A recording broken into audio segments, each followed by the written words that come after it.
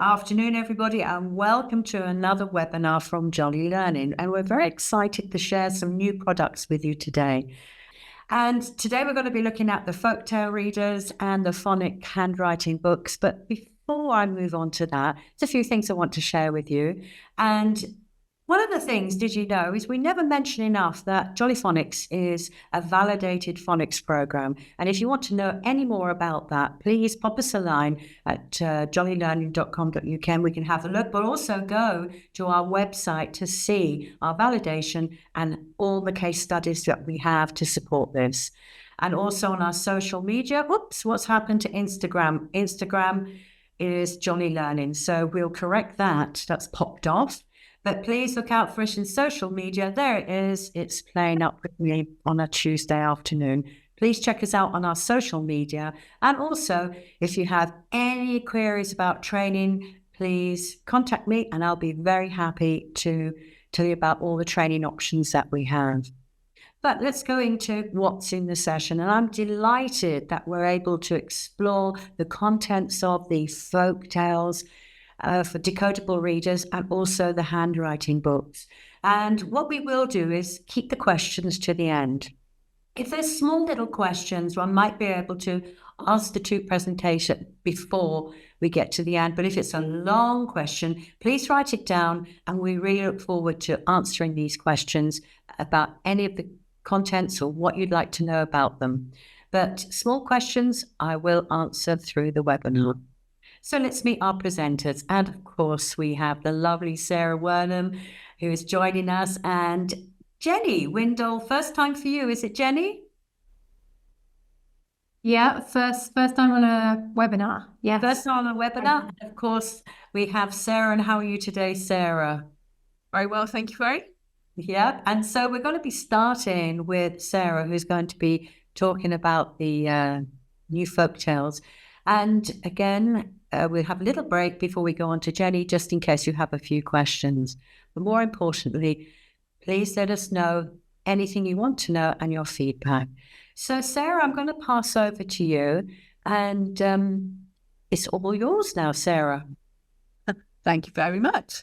Right, so for this afternoon, here in slightly damp and grey UK, we're talking about folk tales from all over the world. So I'm just going to, as everyone says, there's always a moment when you share your screen and wonder if it's going to work. Oh, they look absolutely amazing, Sara, don't they? The covers, really bright and vibrant. Yeah. The folk tales are a new series that we have just published as an addition to our existing range of readers.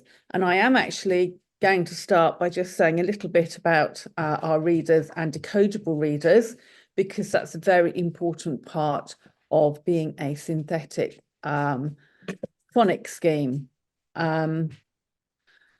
So, as I hope you all know, Jolly Phonics is what we call an SSP, a systematic synthetic phonic scheme, whereby we teach the children the sounds and the spelling patterns associated with them in a particular order that makes it easy for them, or as easy as possible, smooths their path in learning to read English, because unfortunately English spelling is not regular. We've got a lot of alternatives and other things that make life difficult. So as I say, what we do is that we teach them certain spelling patterns to go with the sounds that we can hear in words. And then we would be very silly if, having gone to all the trouble of worked out all these patterns and ways of teaching them and the structure of it, we then just gave them books that had any old words in, any old spelling patterns in. So what we produce to run alongside the programme is a series of decodable readers. Now, what happens in these decodable readers is that the children get to practice the alternatives and the spelling patterns that we are introducing to them. If you do not do this, if you do not use decodable readers you're using, what happens is the children get very confused because you've told them that this is how you make an A sound, whatever it is, and they've practiced reading words. But then you've given them this book, and there are all sorts of different spelling patterns and things in there that don't necessarily follow what you're teaching them. So they either get confused, or the other thing that often happens is they start guessing. And we do not want the children guessing, because actually what we want them doing is reading the words that are on the page. So we have to make sure that those words that are on the page are decodable for the children. So that's why we have decodable readers, and we have our main scheme of decodable readers, which have, well, we go up to purple. Currently, purple, little sneak preview here, but I'm hoping that we're going to have a purple level next year. And then, which will, take us up more or less to all the spelling alternatives that we have introduced to the children at that point. But we have sort of 3 sections. We have 80 books per level and 3 sections. One is a non-fiction or the phonic set, so there's 6 of those in each. Inky, which are tales connected to Inky Mouse and various other characters within the series, and then Snake, which has other stories, including, as it happens, some folk tales and fables and things. So the children work their way through, and this will help them to become confident and fluent readers, because we're never asking them to do something that we haven't taught them how to do, or we know that they can do it. So as I say, we've got our basic readers that have been out for a while now. And then a couple of years ago, last year, we added the Our World readers to the series that we have. Again, through from red, yellow, green, blue to purple level. Each of these has a theme. So red is music, yellow is sport, and that. And that, again, broadened out our reading scheme, because the original 18 per level are great, but that's not enough. At this stage, they need loads and loads of practice at reading and loads of little books. So we brought out the Our World readers, which are real life, and they've got the photos, as you can see. But there is still plenty of room for more readers. So this year, we have introduced our folktale readers. Now, I've read some of them, but not all of them. The lovely Louise, who works in the editorial office, has written some. And then we also had a guest author coming in and working with us as well, which was a nice experience to bring other people. So folk tales are lovely. There are folk tales from all over the world. Folk means of the people. And they are stories that often have a moral, not always, but often, or they reflect on life and how to live it successfully, properly. Don't know what the word is. And they often have themes connected to things like kindness, courage, intelligence, to overcome issues or problems that the characters in the stories face. Folk tales are stories that have been passed down through the generations, often orally, so just retold. So therefore, every time somebody retells them, or somebody different retells them, they add a bit to make it more interesting, or to make it more relevant to where they are living.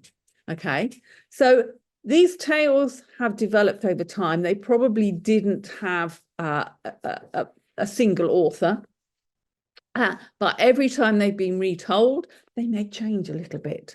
Even those that are attributed to a particular author, like Aesop's fables, every time they're retold, and they've been retold thousands and thousands of times, people add their own little bits in. Folk tales are often things like fairy tales, legends, myths, tall tales. So not necessarily reflecting the real world or fables, okay? They often have some sort of magic or say this sort of tall tale idea where the usual rules of the world or the life or the universe don't necessarily apply. So you read some of them and you think, oh, how ridiculous. But actually within the world of the folk tale, it all works and it's fine. And they are absolutely brilliant stories for children to read. So, as I say, again, we're broadening our reading scheme out. So there are 6 readers for each level. So that's another 30 across the reading scheme, which is a nice addition for you to add in and for the children to read. They have come from all over the world. So they come from various Asian countries, so Japan, India, China. We've also chosen European folk tales, again, as you can see, coming from various different places in Europe. African folk tales.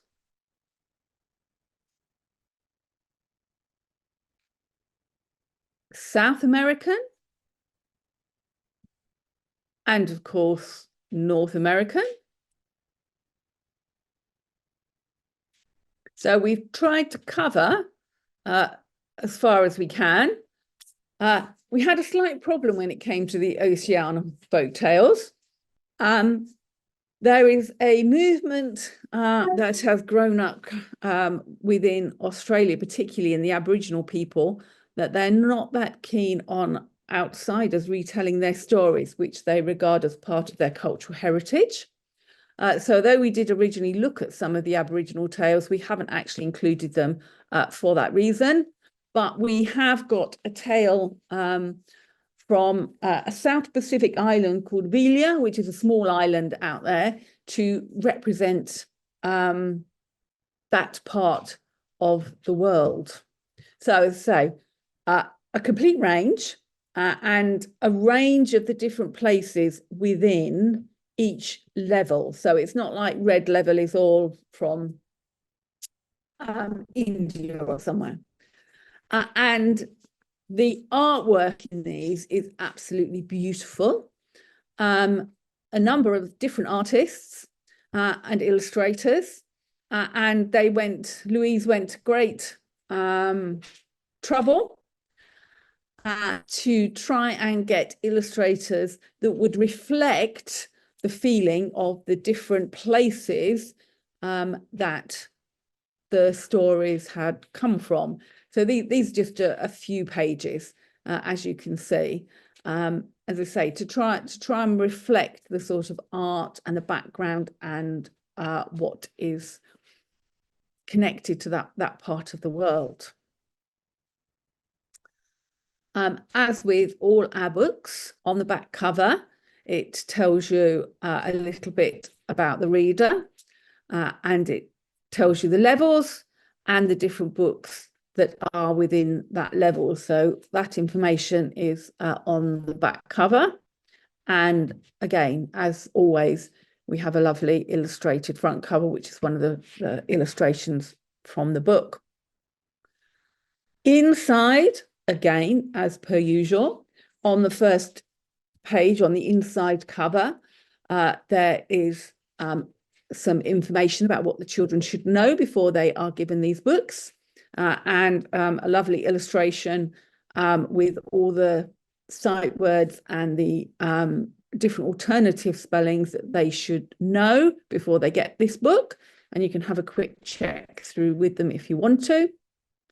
And then again, as per usual, at the back of the book, there is a little panel with some information for teachers and parents, a little bit about that particular folk tale. So this one says it's a Creole folk tale from southern United States. And what you find is when you start looking at folk tales, you find that you've got the same story, but with slight variations, but coming from different places in the world. So these stories have obviously been spread, but again, as I say, they've been adapted and changed and made relevant to the place. So this story about the talking egg has got a very similar story to a French fairy tale about toads and diamonds. But again, you can identify themes that run through them when you start reading the very rich history of folk tales that we have. Then you've got some comprehension questions and then some what do you think questions to get the children thinking about what they've read, because we don't just want them repeating the words, we want them to think about what they're reading and to have some ideas about what they've just read. And sometimes when you talk about something, you get a much better understanding. So our read levels, as I say, selection from across the world. The Folk Tricks Panther is South American, the Capsolos from India, rock broth, sometimes called stone soup, is again a very well-known folk tale. The King's Cheese is a story from India, and this is what we call a sort of circular story. It starts off, he goes through a number of processes and ends up back at the beginning where he started, really. The yellow level, we've got the story of Chicken Licking, which again is quite well known. Some of them are less well known, but it doesn't matter. We've got a story about Anansi, the trickster, who comes from sort of Ghana and West Africa, but was taken across to the Caribbean. So he is a folktale character that spans part of the globe. And the happy rabbit comes from Mexico. And again, he goes along swapping things, and you get to the end of the story. The Emperor and the Seeds is interesting. As I say, there's often a moral in some of these stories, and the Emperor gives out some seeds, and in fact, he's done something to them so they won't grow. So he gives them to the children and says, whoever is going to brings me back the best tree, is going to take over from me. So when the seeds don't sprout, all of the children except one substitute a tree that has grown, except for the one little boy who comes back and admits that his seed didn't grow. So the Emperor knew he was truthful, and he was brave to come back without the tree. And so he said, you are my successor, you are the new Emperor. Green level, the Gull and the Raven is actually sort of an extract, because some fairy tales, some folk tales are quite long and quite complex, particularly for children this age. So Gull and Raven is just an extract from a much longer story, but it's fine, it works beautifully. Stan Bolivar and his children, it's a lovely story, and how he tricks a dragon into believing he is much stronger than he is. The Chatty Tortoise is a very well-known story, as are the Singers of Bremen. Domingo's Cat is probably slightly less well-known. That's another South American one. But they're all really interesting and twists and turns in the tales of them. And as you can see, like the Clever Jackal, that's an African one, and you can just tell that from that illustration, from the colours. So they are lovely. The Chatty Tortoise has got those beautiful ones reflecting its sort of Indian origin. Blue level, another 6. Again, the Fox and Crow is actually a take on an Aesop's fable. As I say, a lot of them have been retold many, many times, and they're told slightly differently each time, and that's actually fine. And again, a lot of these stories, as well as reading them, it's a great idea to get the children perhaps to retell them as well in story time, or if you're sitting in a circle or whatever, or you've read the book or they've read the book, because they're really good stories to develop language and understanding, story structures, and getting them to retell things orally, because these stories were originally told orally. They weren't written down. They've only been written down in more recent times, which is a good reflection of the storytelling stone, where the young man goes and sits on this stone, which starts telling him stories, and eventually runs out of stories.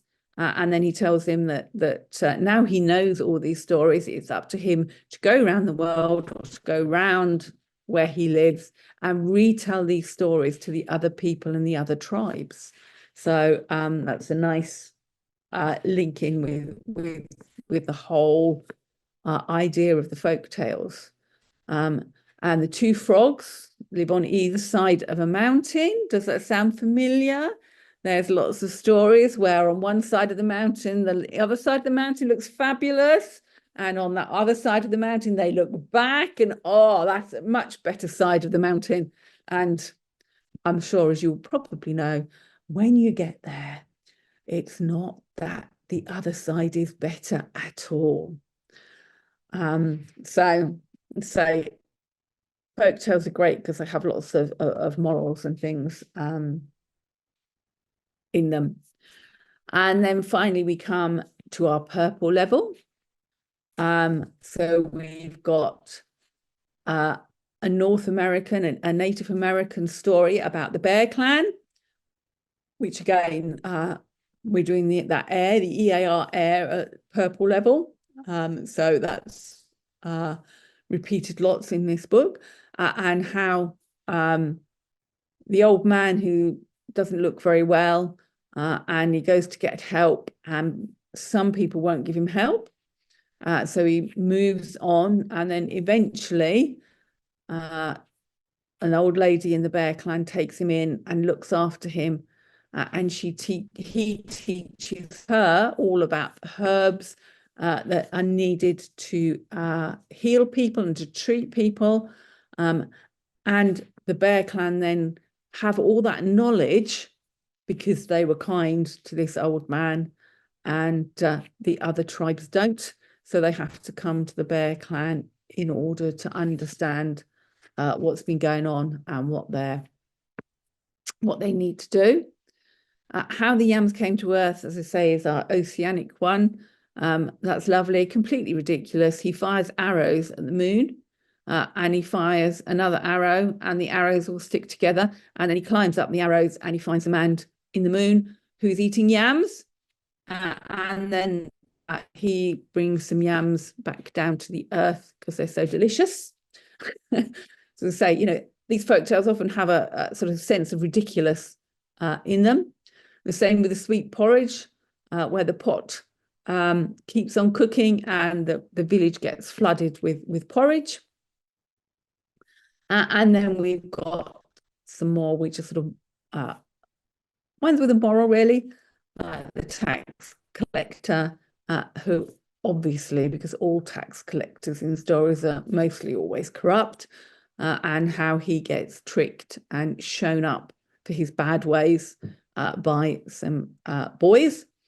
And then the elephant and the rain spirit. The elephant is very boastful, and again, he gets shown up, and it's nice. There's always good and evil. There's often good and evil in these folk tales, and good does always prevail.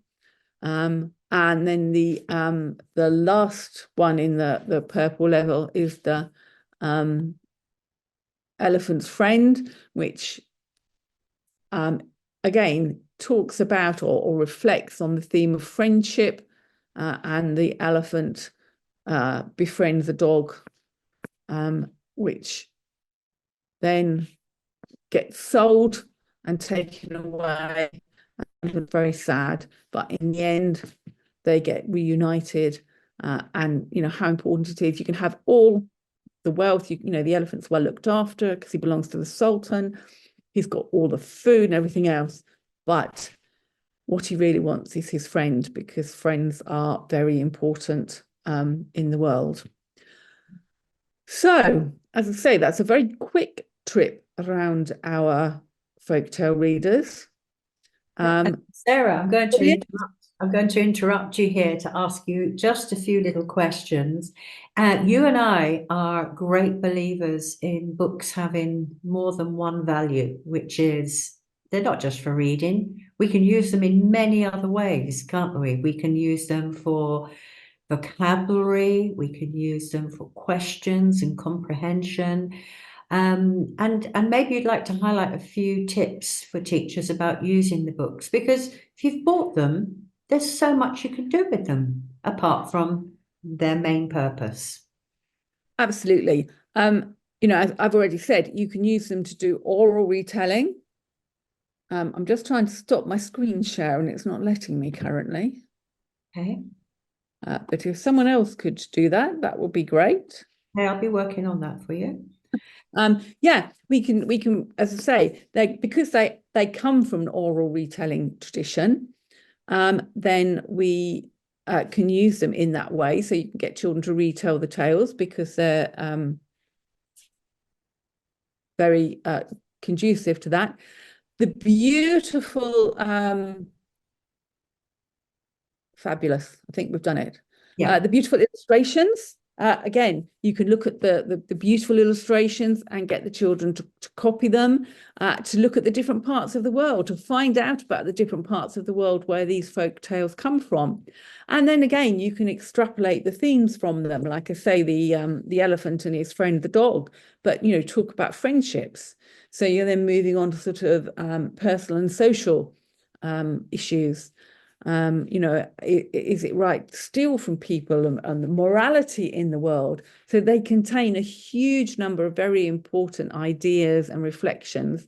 And, you know, you can write your own versions. Like I'm saying, every time they get retold, they are slightly different. You know, the children can retell the stories we've got, or they can, you know, sometimes sort of rejig the stories and make them slightly different. So lots of things you can do with them.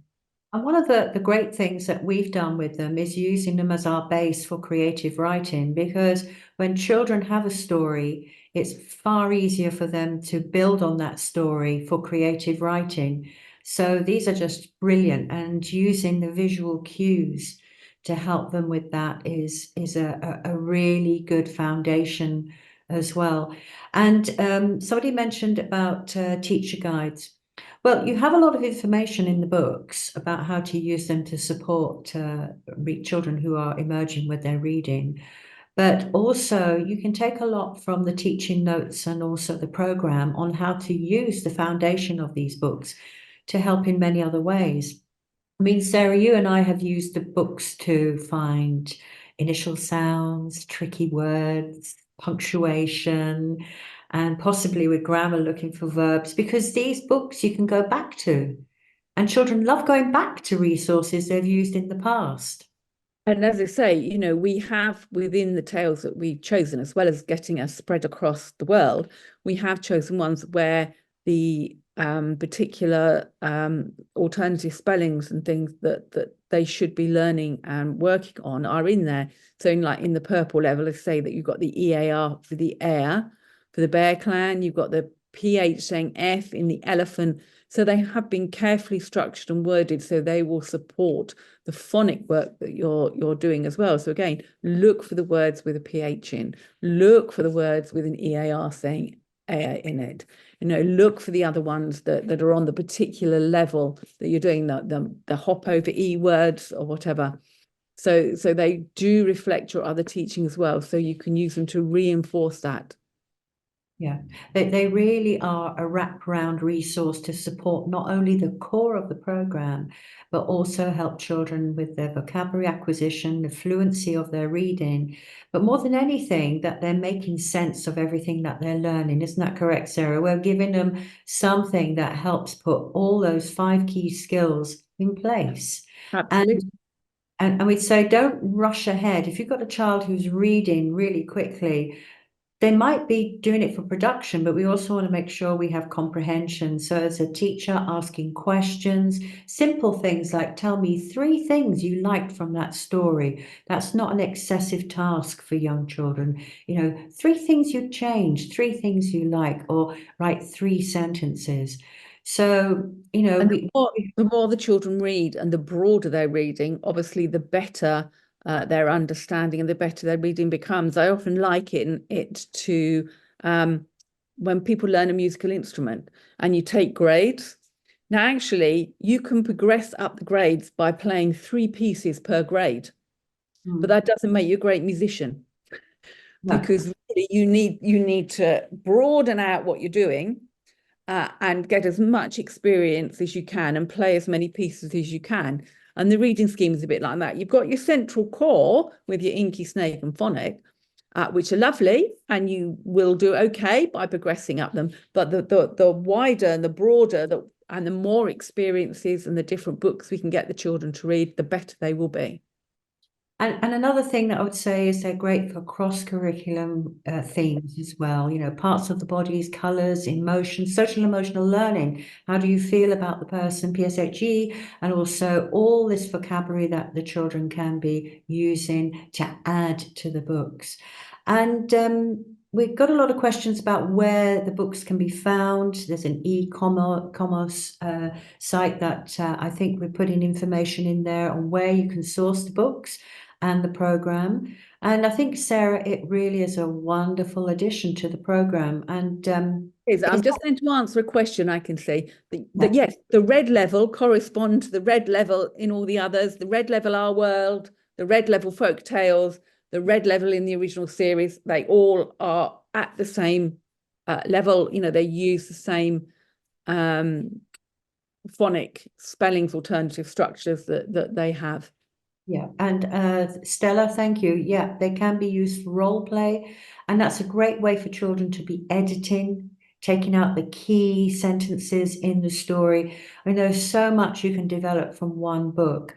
And Martin, thank you for joining us today. Pricing. I'm sure that we'll be able to put in there about the pricing. That'll be on the e-commerce store or the website. Yeah. So anything else you'd like to add, Sarah? I mean, we could go on all day about the books because we love using the books. We're a bit boring that way, aren't we? We love them. Because I was doing this today, I sat there last night and read them all, and they loved them. Had a very good evening. Yeah. And I think this is a wonderful way to leading in to our next presenter, Jeni, who's going to talk about the handwriting book, because everything that we are showing you is connected, and the connectivity of the program is one of its successes, that we can look again at those 5 key skills being used to lesser or greater degree with all these resources, which is just great. So Sarah, we'll get back to you with questions at the end. And I'm going to hand over now to, thank you very much, Sarah, by the way. Going to hand over now to Jeni. And let me just pin you, Jeni. There you go. So welcome, Jeni, for your first Jolly Learning webinar. And you've done some great work with this product. And I'm not going to steal your thunder. I'm going to let you go ahead with the presentation and explain. And I'll have questions that will be popping up. All right. Let me see if I can share that. Okay. There we go. We can see if you'd like to go and share screen.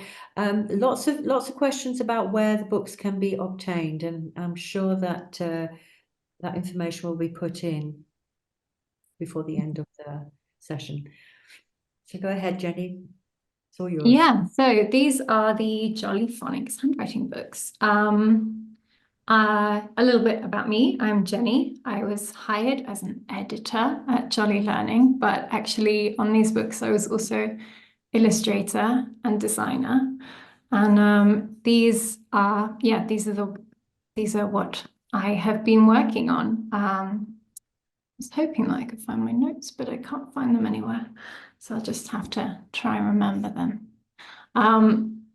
Yeah, so these are handwriting books. They are designed to be used alongside the main Jolly Phonics system, and to just give children a little bit of extra practice to develop their fine motor control and get them sort of started with handwriting.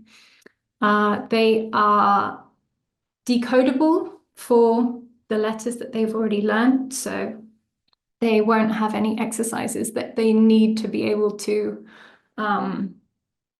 they won't have any exercises they'll need to use decoding to do, but any of the words that they'll be spelling out will be all comparatives they've learned.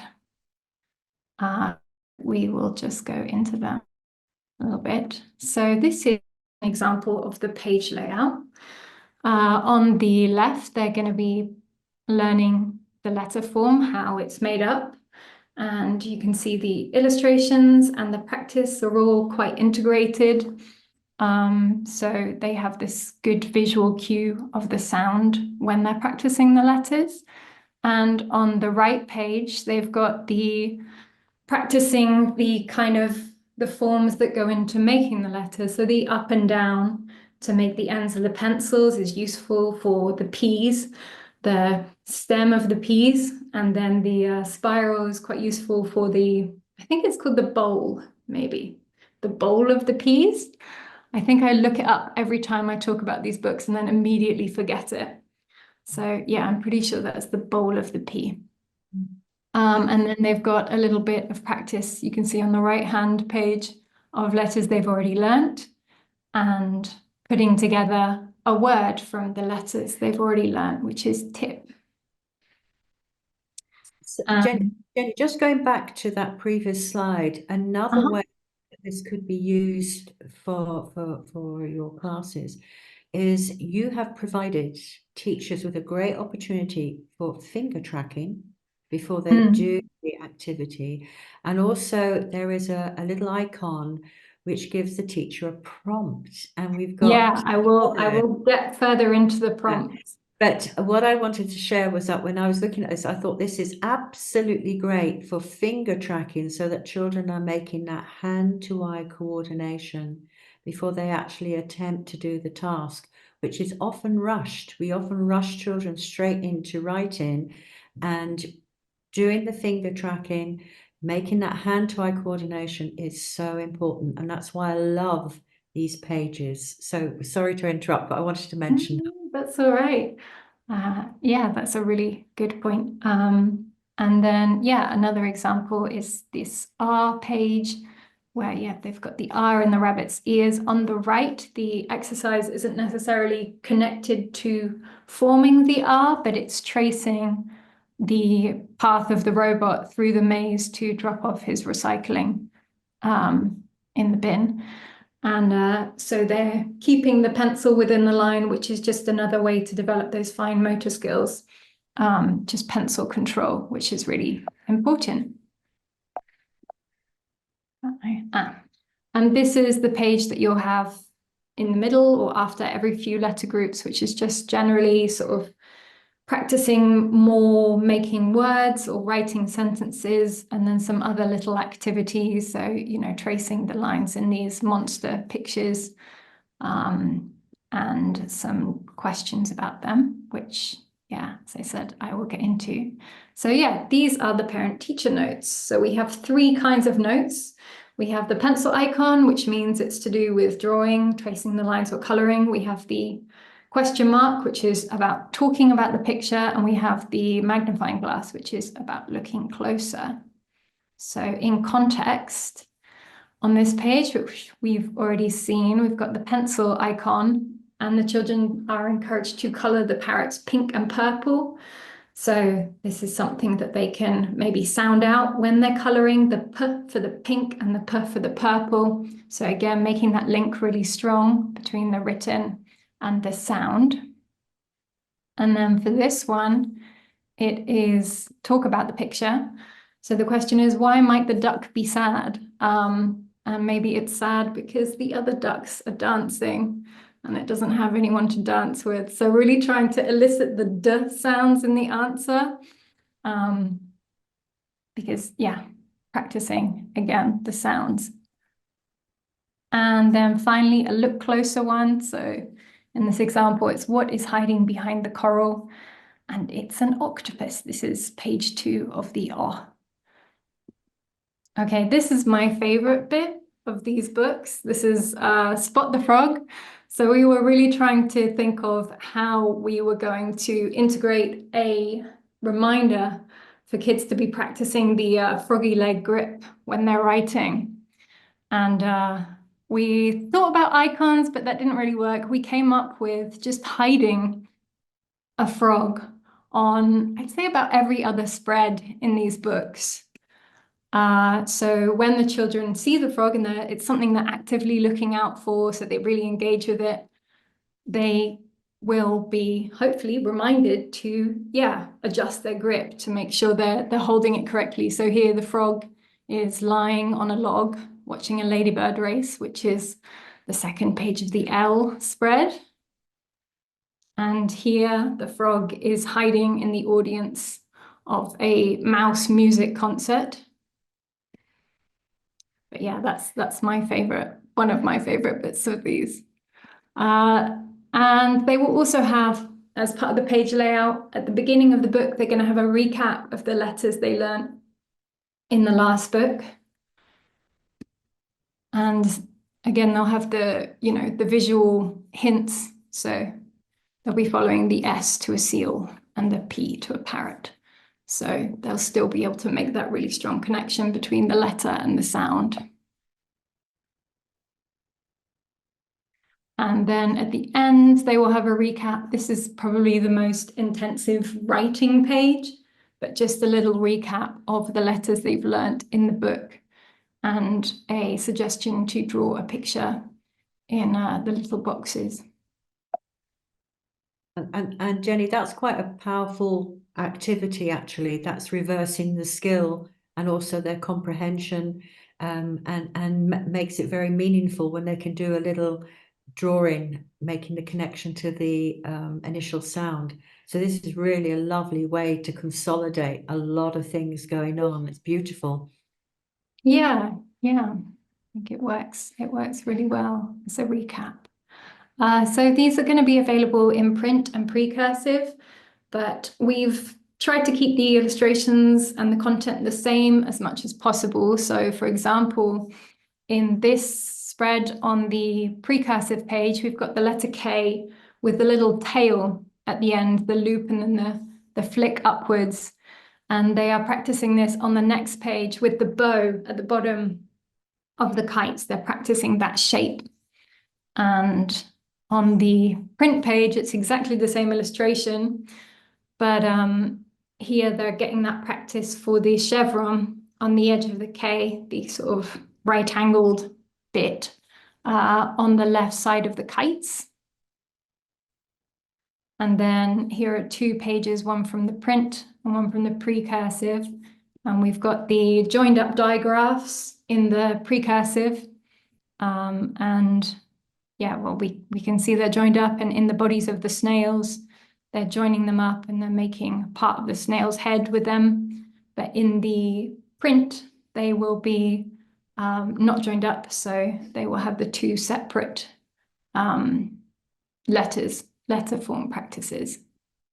And then finally, just a fun problem that we encountered when we were doing this. This is from the precursive, but the print looks exactly the same, except for the tails, except for the handwriting itself. But the illustration at the end of the first set of letters, SAT, IPN, there aren't that many phrases you can make, but you do have ants in pants, which is a great phrase. And I really wanted to try and illustrate that, but make it appropriate for not only a British audience who has one idea of pants, but also a universal audience, which tends to have idea as pants as trousers. So we had this illustration which has both the underpants and the trousers, and both have little ants in them.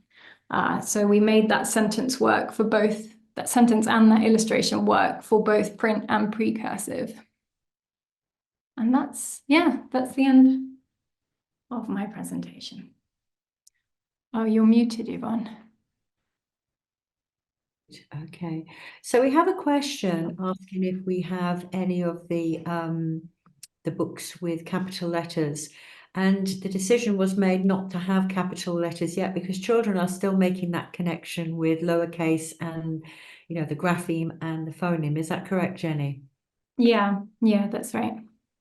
Okay, and you may be asking, how would I use these books in my class? Well, there's several ways that you can use them, and one of the ways is to support what you are doing with the handbook or possibly the pupils' books. And also what you can be doing with them is using them for support if you have a child who is struggling at that moment with their handwriting skills, or who may be on an IEP and need extra support. And these are absolutely wonderful, Jeni, to facilitate that. You can have them planned within your lesson time. I imagine that's something that came across your ideas with the books. And they're a lovely size. Now, tell us why you chose that small version as opposed to A4. I actually don't know. This was given to me as a brief, but they're very portable. They're good to take home for handwriting practice, homework. And I think, for me, I think they're not intimidating. You don't have to fill a whole page with handwriting or things like that.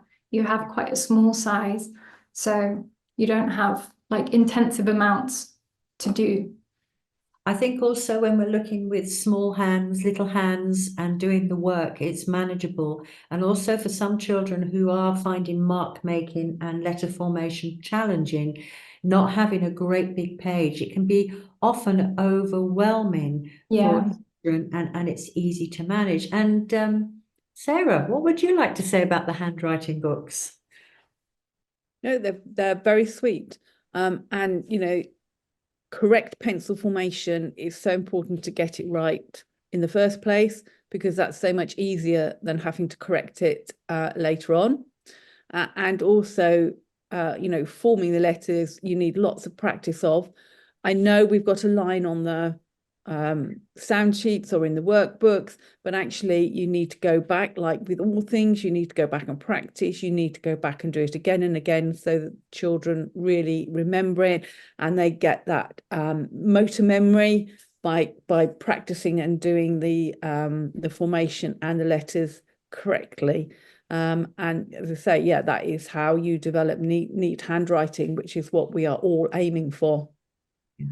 And I think also what we're looking at is this is a nice inclusion, an accompaniment to the core program, and one that, you know, the last thing children manage to master, they can get their visual insight, they can get their audio, is handwriting is challenging. It takes time. As Sarah said, and also developing the fine motor skills. So we still endorse all that multi-sensory activities that you're doing in the classroom, using the fingers. And this is a nice, gentle introduction.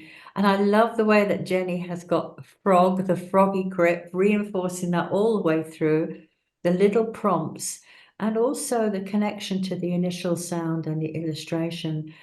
Did it come easily, Jeni? It depends. Well, sometimes it did. Sometimes it was just like, oh yeah, of course. But then obviously there were a few digraphs that were really racked my brains to try and come up with something that worked for both of those things.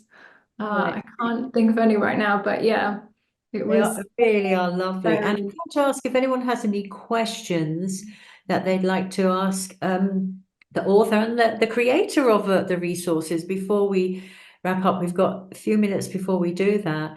And I would say, what would be the suggested age group to be using these resources, Jeni? We've said 4 to 5. I think I mean, earlier than that, I think they're going to struggle sort of making letter forms. They will be practicing the kind of fine motor skills before them, but yeah, we would suggest 4 to 5. So They're designed to run alongside the Phonics Handbook. So as you're doing the work in the Phonics Handbook, and the first time you introduce it, they get the sound sheet, or they do the page in the pupil book.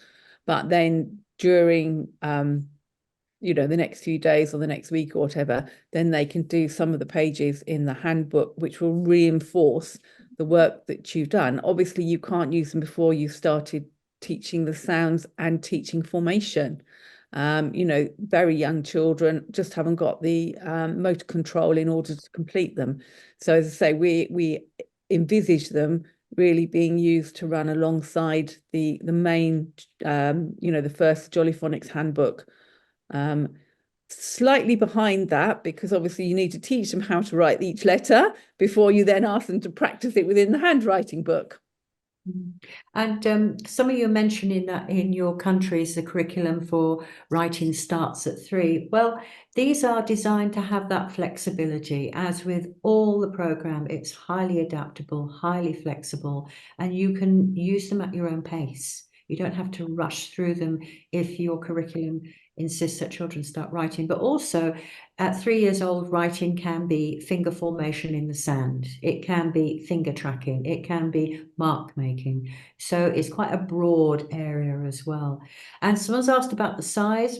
They're about the size of half A4. So if you imagine the pupil's book, it's half the size of the pupil's book. Very easy to manage. And again, they come in the 7 letter sound groups, and getting more progressively skill demanding as we go. We're pushing the children with their skills and doing things, but they are really lovely. Prices, you can find all the prices for your local area on the e-commerce store. And let me see if there's any more questions. want me to just go and grab some of the handwriting books to just show the size? There's some on my desk outside if you'd like to Yeah, go. I saw them earlier. Those, yeah. So she's just going to go and grab them, which is this. So you can tell this is really live. They're a compact size, so they're not going to take up huge amounts of room in the classroom or on the desks. And yeah, a good size for small hands to cope with. And as I say, not a huge amount to do, but again, they form the letters, they go over the dots and do the things they've got to do. But even colouring in, that is developing handwriting, that's developing pencil control, colouring neatly, staying within the lines. So again, there's lots in them, lots more than you might perhaps first of all think. And Jenny's got it in there. Look at them, Jeni. Yeah, so we've got the print letters one here, and we've got the precursive here. You can even colour in the front page. Look at that, the cover. Yeah. I mean, we wanted to print them in black and white, so yeah, they are encouraged to colour in. Yeah. The introduction page we have with the instructions there, they are encouraged to colour in and colour in within the lines, which is just further practice for them. Yeah, love them. Aren't they absolutely wonderful? And I think also when you have them in your classroom, you will see the possibilities. And again, we've come from looking at the folk tales. What if we could get the children to talk about what they've just coloured in, or the letter formation, talking about the ducks? What do you know about the ducks? What sounds do they make? Vocabulary, vocabulary, vocabulary. Look at every resource we have as an opportunity to extend their vocabulary, their phonemic awareness. And now with the letter formation, so many possibilities. I mean, Sara and I have been teachers for too long now. We remember the days when we had nothing and how we made it into everything. So these are great. So again, some positive feedback in the messages, which is absolutely wonderful.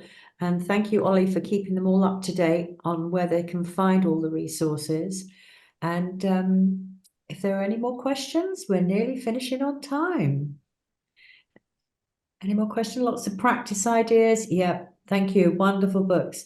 And I have to say that when you've been in a classroom where you have children who get very frustrated with their handwriting, this is a wonderful thing to be able to offer them, because sometimes just giving them a blank sheet of paper with a couple of lines is incredibly frustrating when they don't know the starting point and the finishing point of a letter shape. Wouldn't you agree, Sarah?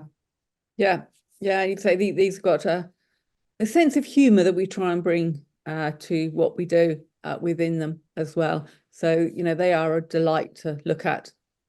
Yeah. And I hope that you enjoy using the resource, and we'd love to hear your experiences of using them, because you find a way that we didn't think of, or working with a child who has been struggling, and we'd love to know how you are managing using the folk tales and also the handwriting books in your classroom dynamic.